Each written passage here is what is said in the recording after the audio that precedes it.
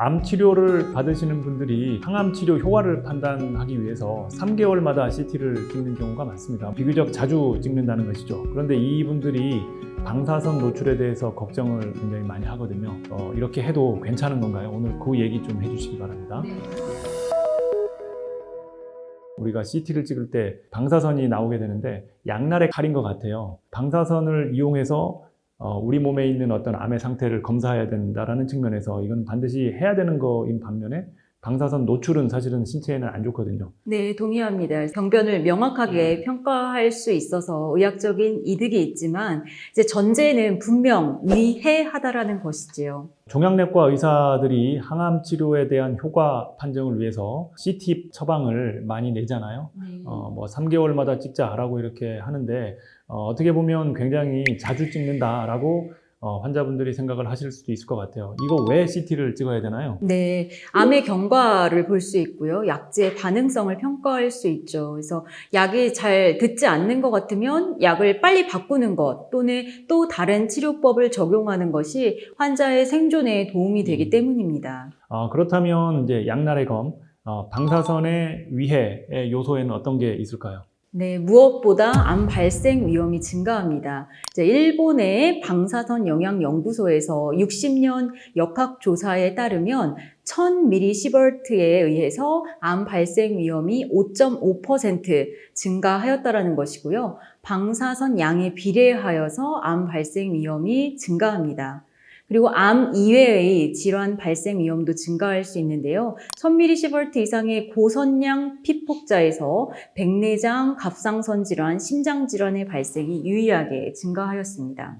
방사선 자체가 완전히 안전한 거는 아닌 건 맞긴 하네요. 그렇다면 암 치료를 받으시는 분들이 CT를 여러 번 자주 찍게 되면 혹시 암이 더 나빠지는 건 아니냐 이런 걱정을 하실 수 있잖아요. 이거에 대해서는 어떻게 말씀을 하시나요? 네, 결론적으로 급성적인 DNA 돌연변이 손상을 일으켜서 당장의 암을 일으키거나 더 진행시키는 정도는 아니다라고 말씀드릴 수 있겠습니다. 물론 체내에서 일어나는 일을 단언하기는 어렵지만은요. 네, 일단 검사로 인한 방사선 노출량에 대하여서 알아보면 좋겠습니다. 그래서 한 번에 흉부와 복부 CT를 찍으면 20에서 30mS 정도의 방사선이 노출되게 되는데요. 급성적 손상을 일으키려면 한 1000mS 정도가 필요하거든요. 그거보다는 낮은 수준이다.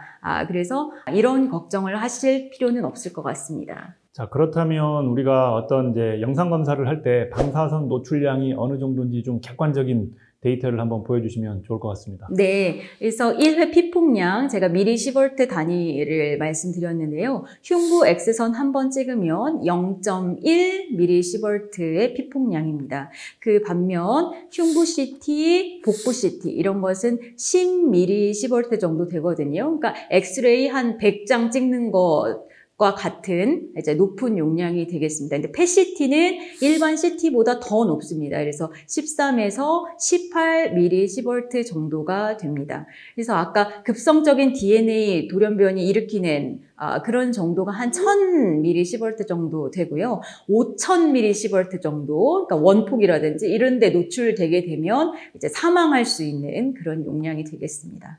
이제 그러니까 흉부 엑스레이, 우리가 간단한 엑스레이 촬영을 하는 거에 비해서 CT 촬영은 100배 정도 방사선 노출이 된다. 네. 이런 얘기가 되겠군요. 그렇다면 검사당 노출되는 방사선 양이 그래도 어느 정도 있다라는 건 분명한 사실인 것 같은데요. 그렇다면 이거를 반드시 해야 되는 건가요? 검사를? 네, 그래서 항상 검사를 함으로써 얻을 수 있는 이득과 손실에 대해서 생각해 보는 것이 필요하겠습니다. 즉, 이득이 손실보다 클 때만 검사를 해야겠죠. 그래서 참고로 건강검진 목적으로 CT나 PET-CT를 찍는 것은 이득이 없다고 되어 있습니다. 그렇지만 우리 암 환자분들의 경우에는 의사의 판단하 찍는 것이 더 이득이 높다고 판단했기 때문에 3개월마다 찍는 것이 되겠습니다. 자, 그렇다면 수치로서 암 발생에 대해서 좀 객관적인 데이터, 증거들을 좀 말씀을 해주실 수 있나요? 네.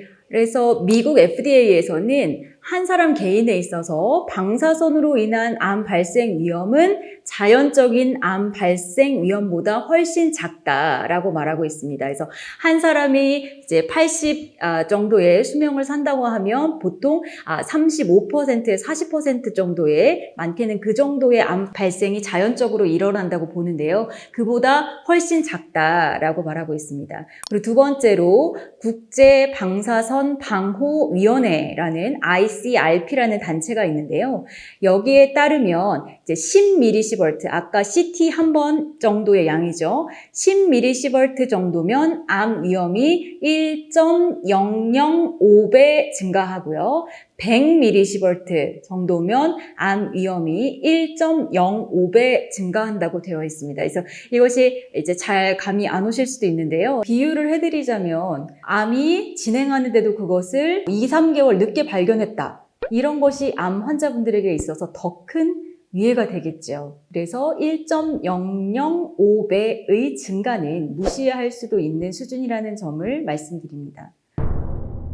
오늘 이제 말씀에서 뭐 임산부라든지 소아라든지 이런 환자군은 말씀드린 것이 아니고요. 암 환자, 현재 암이 있는 환자에게 있어서의 방사선 노출에 대하여서 말씀드린 것입니다. 그래서 현재 전이암으로 암 치료를 받고 계신 분들은 10년, 20년 후에 생길 방사선 관련 암을 두려워해서 현 시점에 CT를 안 찍는 것은 조금 지혜롭지 못할 것 같습니다. 그래서 현재의 암을 잘 치료하는 것이 더 우선이 되는 목표이기 때문에 3개월마다든 계속적으로 CT 평가를 하는 것이 좋겠습니다.